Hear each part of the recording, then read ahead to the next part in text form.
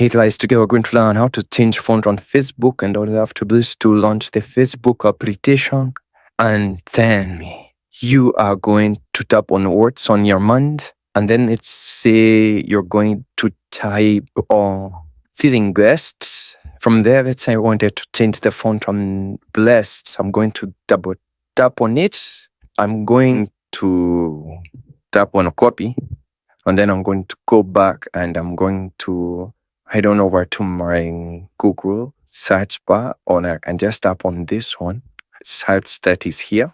And then I'm going to search for font changer. From there, I'm going to tap on this website that is just here. And then finally, I'm going to paste the text. And then from there, I can choose to either put it this. Can just decide to copy now this one that is here.